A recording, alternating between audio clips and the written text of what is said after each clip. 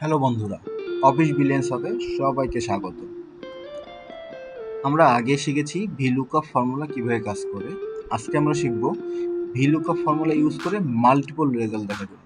Multiple বলতে কি, ধরুন আমি উপরে টেবিলে দেখুন এমপ্লয়ি আইডি আছে, নেম আছে, রেজিগনেশন, ডিপার্টমেন্ট এবং তার স্যালারি কত। তো আমরা এই এমপ্লয়ি এগেইনস্টে তার নাম কি, রেজিগনেশন কি সেটা দেখব। তো চলুন দেরি না করে শুরু করা যাক।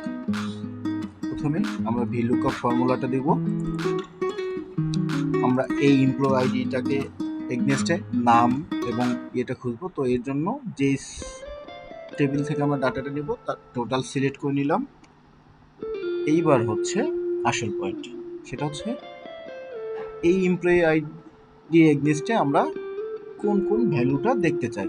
এর জন্য আমরা সেকেন্ড ব্র্যাকেট দিব, দিয়ে নেম কত নাম্বার কলামে আছে 2, ডেজিগনেশন 3, কমাতে 3 দিব, ডিপার্টমেন্ট কমাতে 4 দিব এবং স্যালারি কমা দিয়ে 5 দিব।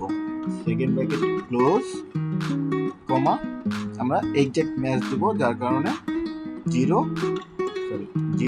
Bracket close, enter. দেখো এই এগনেস্টে আমার নাম, ডেজিগনেশন এবং স্যালারি চলে আসছে। সো আমি যদি এই লিস্ট থেকে যে কোনো চেঞ্জ করে দিই তাহলে ইজিলি আমি সব কিছু পেয়ে যাচ্ছি। ধন্যবাদ।